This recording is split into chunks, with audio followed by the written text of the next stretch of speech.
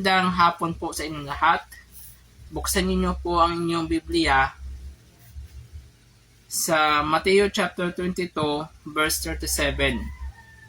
Ang ating title today, ngayon na hapon, ay Complete Love for the Lord. Mateo 22 verse 37, ito po ang sinasabi. Jesus said unto him, "You that love the Lord thy God with all the heart, and with all the soul, and with all the mind." Ito po ay sinasabi po ni Jesus, kung mahal mo ang Diyos, ang Panginoong Diyos mo, ay mahalin mo siya sa buong buhay, buong puso, at buong kaluluwa at kaisipan. Iyan po ang sinasabi ni Jesus. This verse teaches that God desires our complete devotion, our heart, soul, and mind. Yun po ang sinasabi dito. Mayroon po tayo 3 points na pag-uusapan natin. Unang point ay love God above everything else. Mahalin mo ang Diyos sa lahat ng mga bagay. Kahit anong mga bagay na yan, ay dapat unahin ang Diyos. Hindi siya pwede nasa pangalawa, pangatlo, o sa huli. Kundi siya dapat ang first bago sa ibang mga bagay. Then, sabi dito din, let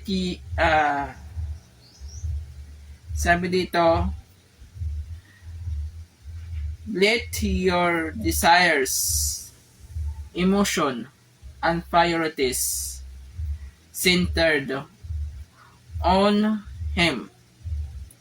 Proverbs chapter 3 verse 5. Trust in the Lord with all thine heart. Lahat ng mga priorities mo, emotion, at mga desire ng iyong buhay, dapat ang Diyos ang sentro sa mga bagay na yan. At ipagtiwala mo, ibigay mo sa Kanya, isurrender mo sa Kanya lahat ng mga alalahanin mo, lahat ng mga problema mo, at lahat ng mga suliranin. Tiwala ka sa Kanya sa buong puso mo. Mga mabigat na suliranin sa iyong buhay, isurrender mo sa Kanya. At siya kikilos para sa iyo kung mayroon ka pagtitiwala sa Kanya. Second, love God with all your soul. Dedicate your entire life, God. Dedicate your entire life to God. I-dedicate mo ang iyong buhay sa Diyos. Means, ibigay mo sa Kanya ang iyong buhay. I-surrender mo ang buhay mo sa Kanya. Baga, ialay mo ang buhay mo para sa Kanya. Kasi siya ang may-ari sa iyong buhay. Once na tinanggap mo si Jesus bilang tagapagligtas mo at Panginoon mo, siya na ang may-ari sa iyong buhay. Wala na karapatan si Satanas na guluhin ka. Wala na karapatan si Satanas na kunin ka sapagkat ikaw ay na-save through Him. Second, live in obedience and faithfulness every day.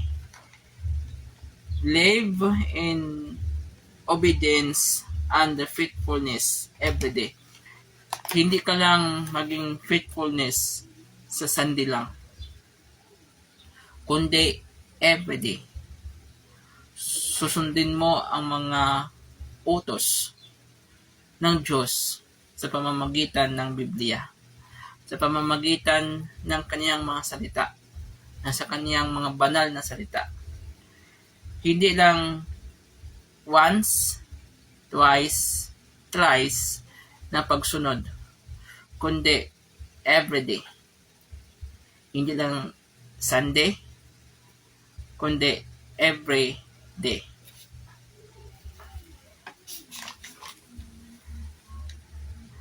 Proverbs chapter 12 verse 1.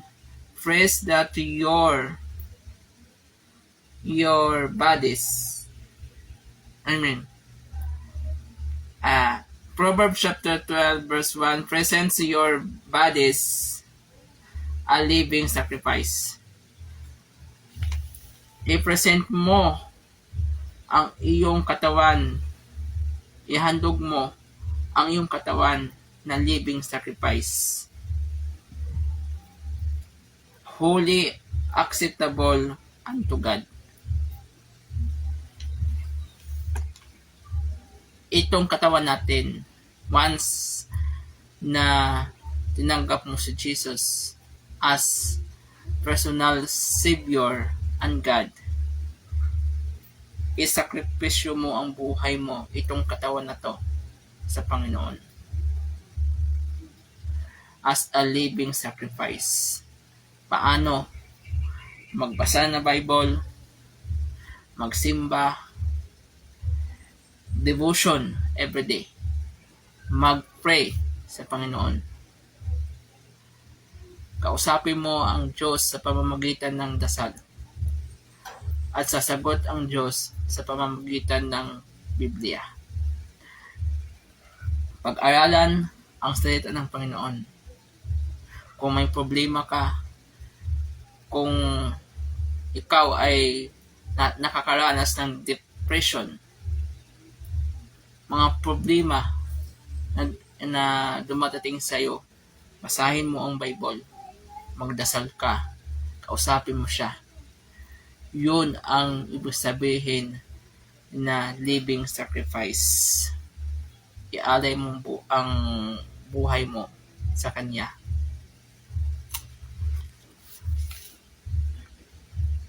Third, love God with all your mind. Fill your thoughts with God's word. Seek God's wisdom instead of relying on worldly things. Romans 12:2.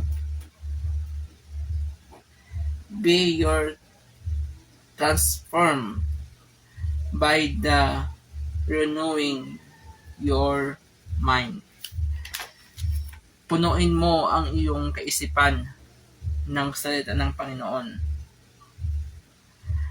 Mag-focus ka sa Word of God instead sa worldly things, sa mga bagay na makamundo. Walang mabuting resulta kung focus ka lang sa makamundong bagay. Kapatid, sumunod ka sa Panginoon. Mahalin mo siya sa buong puso mo, sa buong kaluluwa at kaisipan. Huwag mo gawing optional ang Diyos, kundi gawin mo siyang personal na tagapagligtas, Panginoon at Diyos sa iyong buhay. At huwag ka na wag ka nanatili lang sa isang lugar. Pumunta ka sa Kanya. Huwag ka na mamuhay sa makamundong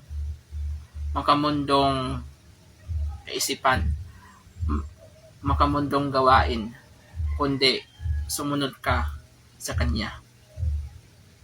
Tinatawag ka ng Diyos, hinahanap ka ng Diyos.